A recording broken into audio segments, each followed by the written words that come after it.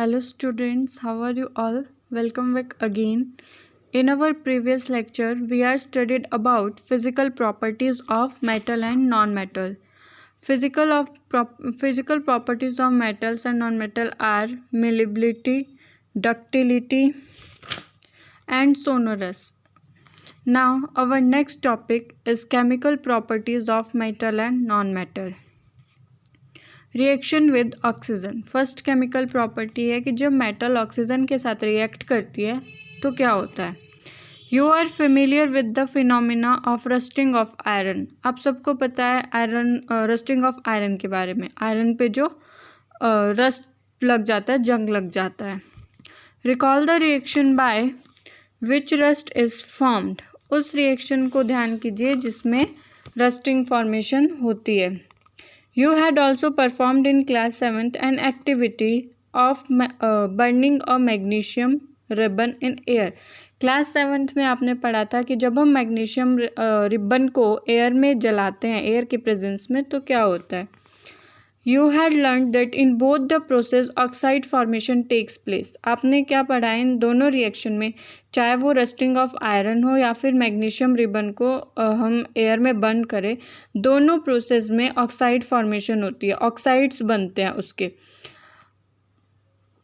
Complete the following reaction of iron and magnesium with oxygen. अब देखो आपके पास यहाँ पे रिएक्शन दे रखी है आयरन प्लस ऑक्सीजन कि जब आयरन यानी कि लोहा ऑक्सीजन प्लस वाटर के कांटेक्ट में आता है तो क्या फॉर्म करता है. ठीक है, तो यहाँ पे आपने रिएक्शन को कंप्लीट करना है. वो आयरन ऑक्साइड बनाते हैं. वैसे ही मैग्नीशियम प्लस ऑक्सीजन की जब रिएक्शन होगी तो वो मैग्नीशियम के ऑक्साइड्स बनाएंगे, यानी कि ऑक्साइड फॉर्मेशन होगी उसमें. Now recall the activity of burning of magnesium ribbon. The ash obtained on burning magnesium ribbon is dissolved in water and tested for its acidic basic nature. उसके बाद हमने क्या किया था, जब हमने मैग्नीशियम रिबन को बर्न किया था, जलाया था, तो उसके बाद जो ऐश बनता है, राख जो मिलती है हमें, उसको हमने क्या किया था, पानी में डिज़ोल्व किया था उसका टेस्ट करने के लिए कि वो ऐश जो राख निकली है वो एसिडिक है या बेसिक है. इज़ द सॉल्यूशन एसिडिक और basic? How do you ascertain this. कोई सॉल्यूशन एसिडिक है या बेसिक, इसका हम कैसे पता लगा सकते हैं. You must have observe that the red litmus turn blue, so oxide of magnesium is also basic in nature. क्या हुआ था कि जो रेड, जब हमने इसका टेस्ट किया था लिटमस पेपर पे, तो जो रेड कलर का लिटमस था वो ब्लू में कन्वर्ट हो गया था. और ऐसा बेसिक नेचर में होता है. जब सॉल्यूशन कोई बेसिक होता है तब ऐसा होता है. बेसिक सॉल्यूशन क्या करता है, रेड लिटमस को ब्लू में कन्वर्ट कर देता है, और जो एसिडिक होता है वो ब्लू को रेड में कन्वर्ट कर देता है. In generally oxides are basic in nature. इससे हमें क्या पता चलता है कि नॉर्मली जो ऑक्साइड्स होते हैं मेटल्स के जो ऑक्साइड होते हैं वो कैसे होते हैं, बेसिक इन नेचर, यानी कि बेसिक होते हैं. Let us now observe the reaction of non-metals with oxygen. अब हमने देखना है कि जब नॉन मेटल ऑक्सीजन के साथ रिएक्ट करती है तो क्या होता है. इसके लिए एक एक्टिविटी दे रखी है. Take a small amount of powder sulphur in a deflagrating spoon and heat it. आपने क्या करना है, थोड़ा सा पाउडर्ड सल्फर लेना है और उसको अपने स्पून में डाल देना है. If deflating spoon is hot available, you may take a metallic cap, if any, bottle and wrap a metallic wire around it. Give the shape shown in figure 4.1. अब देखो ये डिफ्लैग्रेटिंग स्पून ऐसा दिखता है आपको, जैसे हमारी करछी टाइप की होती है. ठीक है, अगर आपके पास कोई ऐसा स्पून अवेलेबल नहीं है तो आप क्या कर सकते हो, किसी भी बॉटल का ढक्कन ले सकते हो और उसके चारों तरफ एक वायर अराउंड कर सकते हो. फिर आपने क्या करना है, उसमें क्या डालना है, आपका जो डिफ्लैग्रेटिंग स्पून बन जाएगा उसमें आपने क्या डालना है, सल्फ़र का पाउडर डालना है और उसको गर्म करना है. As soon as sulphur start burning introduce the spoon into gas jar glass tumbler.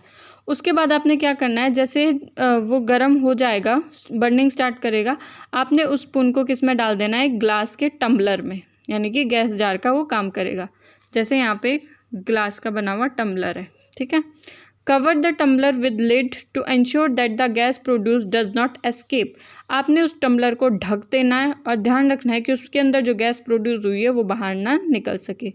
Remove the spoon after some time, add a small quantity of water into the tumbler and quickly replace the lid. उसके बाद आपने क्या करना है, थोड़ी देर के बाद उस स्पून को निकाल देना है, चम्मच को निकाल देना है बाहर, और आपने उसमें थोड़ा सा वाटर ऐड करना है और एकदम से ही उसको बंद कर देना है। Shake the tumbler well, check the solution with red and blue litmus paper. उसके बाद आपने उसको हिलाना है, शेक करना है टम्बलर और सल्फ़र का जो आपने गरम पाउडर उसमें डाला है, उसके बाद उसको रेड और ब्लू लिटमस पेपर से टेस्ट करना है। The name of the product formed in the reaction of sulfur and oxygen is sulfur dioxide gas। जब सल्फ़र ऑक्सीजन के साथ रिएक्शन करेगा तो जो प्रोडक्ट बनेगा वो बनेगा आपका सल्फ़र डाइऑक्साइड, ठीक है। जब हमने मेटल के साथ करवाया था तो वो ओनली ऑक्साइड बना रहा था, लेकिन जब हम नॉन मेटल के साथ करा रहे हैं तो वो डाइऑक्साइड बना रहा है। When sulphur dioxide is dissolve in water, sulphurous acid is formed. और जब हम सल्फ़र डाइऑक्साइड को पानी में डिजॉल्व करते हैं तो सल्फोरस एसिड बनता है। The reaction can be given as follow. क्या रिएक्शन दे रखी है, sulphur dioxide plus water, sulphurous acid at H2SO3। The sulfurous acid turn blue litmus paper red। Generally oxides of non metal are acidic in nature. ये जो sulphurous oxide acid होता है ये क्या करता है, ब्लू लिटमस को रेड में कन्वर्ट कर देता है, जिसका मतलब क्या होता है कि हमारे जो ऑक्साइड्स होते हैं नॉन मेटल्स के वो एसिडिक इन नेचर होते हैं। जैसे मेटल की केस में था, मेटल की केस में क्या था कि जो ऑक्साइड्स होते हैं मेटेलिक ऑक्साइड वो एसिडिक नेचर होते हैं, क्योंकि ये रेड लिटमस को ब्लू में कन्वर्ट कर देते हैं। तो ये कैसे होते हैं, बेसिक होते हैं। और जो रेड लिटमस को ब्लू लिटमस को रेड में कन्वर्ट करेंगे वो कौन से होते हैं, हमारे एसिडिक होते हैं। यानी कि नॉन मेटल्स हमारी एसिडिक होती है और मेटल्स हमारी बेसिक होती है। नेक्स्ट आता है, तो इससे हमें क्या पता चलता है कि जब भी मेटल्स ऑक्सीजन, मेटल या नॉन मेटल ऑक्सीजन के साथ रिएक्शन करेगी तो वो ऑक्साइड्स बनाएंगे। और ऑक्साइड कैसे होते हैं, मेटल के ऑक्साइड बेसिक होते हैं और नॉन मेटल के ऑक्साइड्स एसिडिक होते हैं। Next, reaction with water. अब आता है हमारा कि जब नॉन मेटल वाटर के साथ रिएक्ट करेगी तो क्या होगा। Let us see how metals and non metal react with water. अब हमने देखना है कि जो मेटल्स और नॉन मेटल होती है वो वाटर के साथ कैसे रिएक्ट करती है। अब देखो यहाँ पे दे रखा है आपको, sodium metal is very reactive, it reacts vigorously with oxygen and water. Sodium एक ऐसी मेटल है जो ऑक्सीजन और वाटर के साथ बहुत जल्दी रिएक्ट करती है, बहुत ज़्यादा रिएक्टिव मेटल है ये। A lot of heat is generated in the reaction. जब ये रिएक्शन होती है वाटर और ऑक्सीजन के साथ सोडियम की, तो बहुत ज़्यादा अमाउंट में हीट प्रोड्यूस होती है। It is therefore stored in kerosene, इसलिए इसको कैरोसिन ऑयल में डिप करके रखा जाता है। You observe that sodium react vigorously with water. अभी हमने पढ़ा है कि जो सोडियम होता है वो वाटर के साथ बहुत जल्दी रिएक्ट करता है।